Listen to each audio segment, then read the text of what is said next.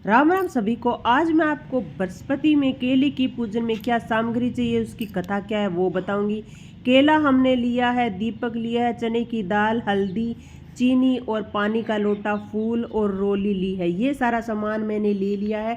इससे हम केले का पूजन करेंगे। तो बृहस्पतिवार के दिन सुबह नहा धोकर आपको केले का पूजन है वो करना है और पीले ही कपड़े धारण करने हैं, क्योंकि बृहस्पतिवार की व्रत कथा मैं आपको सुना रही हूँ। तो बताती हूँ किस तरह से बृहस्पतिवार को आप ये कथा है आपको है सुन लेनी है। कथा इस प्रकार है।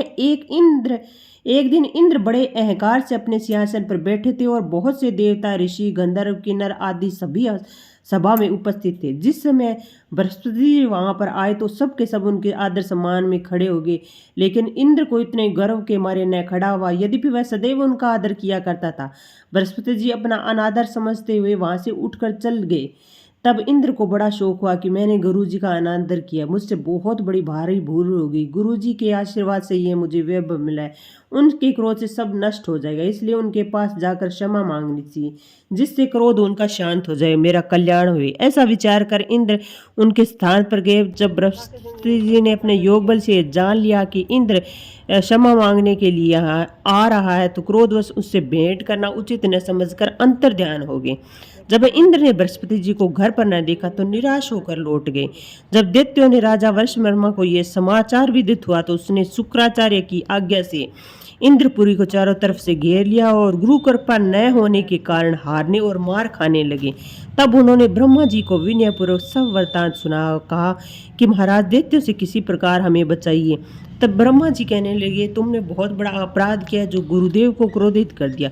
अब तुम्हारा कल्याण इसी में हो सकता है कि त्वष्टा ब्राह्मण का पुत्र विश्व रूपा बड़ा तपस्वी और ज्ञानी है, उसे अपना पुरोहित बनाओ, तुम्हारा कल्याण हो सकता है। यह वचन सुनते ही इंद्र है जो त्वष्टा के पास गए और बड़े विनीत भाव से त्वष्टा से कहने के लगे कि आप हमारे पुरोहित बनिए, जिससे हमारा कल्याण हो।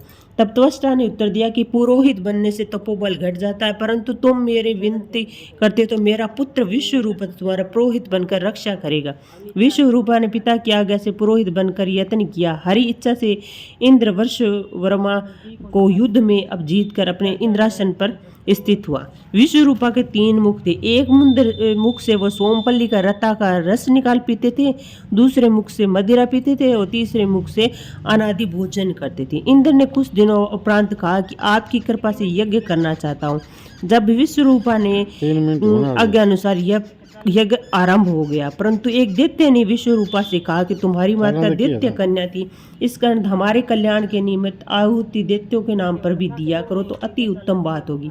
विश्वरूपा उस दैत्य का कहा मानकर आहुति देने लग गए और धीरे से नाम बोलने लगा। इसी कारण यज्ञ करने से देवताओं का तेज नहीं बढ़ा। इंद्र ने सब वरदान जानते ही क्रोधित होकर विश्वरूपा के 3 सर काट डाले। मद्यपान करने से भंवरा, सोमपल्ली पीने से कबूतर और अन्न खाने से मुख से तीतर बन गया। विश्वरूपा के मरते इंद्र का स्वरूप ब्रह्म हत्या के प्रभाव से है वो बदल गया। देवताओं के 1 वर्ष पश्चाताप करने पर भी ब्रह्म हत्या का पाप न छूटा, तो सब देवताओं ने प्रार्थना की कि ब्रह्मा जी बृहस्पति को सहित मांगे और ब्रह्म हत्या के 4 भाग किए। उनमें से 1 भाग पृथ्वी को दिया, जहाँ कहीं धरती ऊंची नीची और बीज बोने लायक भी नहीं थी। साथ ही ब्रह्मा जी ने वरदान दिया कि जहाँ भी गड्ढा होगा उस समय कई समय भरकर वह स्वयं भर जाएगा। दूसरा वृक्षों को दिया, जिससे उनकी गोंद बनकर बहता है।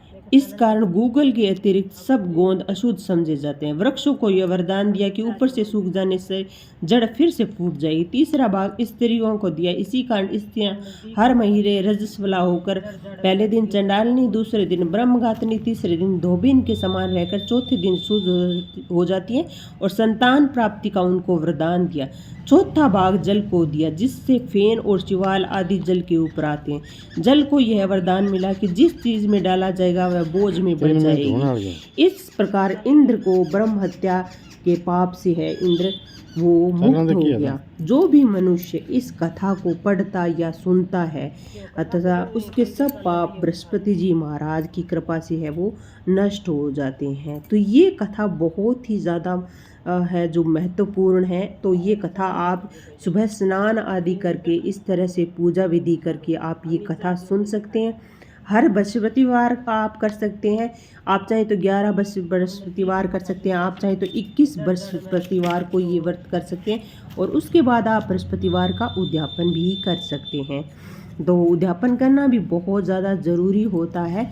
तो ये आप इस तरह से है इसकी पूजा विधि और सब इसको करने से बृहस्पति महाराज जी अति प्रसन्न होते हैं आपकी और आप पर है वो कृपा बनाए रखते हैं, आपके घर पर बहुत कृपा बनाए रखते हैं। और जो भी स्त्री हैं उनके लिए बृहस्पतिवार का व्रत बहुत ही महत्वपूर्ण होता है, क्योंकि ये घर की सुख शांति और समृद्धि के लिए बहुत ही अच्छा होता है। तो इस प्रकार आप हाथ जोड़कर अपनी जो भी मनोकामना है वो आप इस तरह से मांग लीजिए और आप अच्छी तरह से आप पूजा हमारी इस तरह से संपन्न होती है। कहानी हमने सुन ली है, अब हम सूर्य भगवान को जल दे देंगे और जल देने के बाद में हमारी संपन्न हो जाएगी। तो पूरा दिन हमें कुछ भी खाना पीना नहीं है और शाम को ही व्रत खोलना है। वीडियो पसंद आई हो तो शेयर कर दीजिएगा, सब्सक्राइब कर दीजिएगा। राम राम सभी को।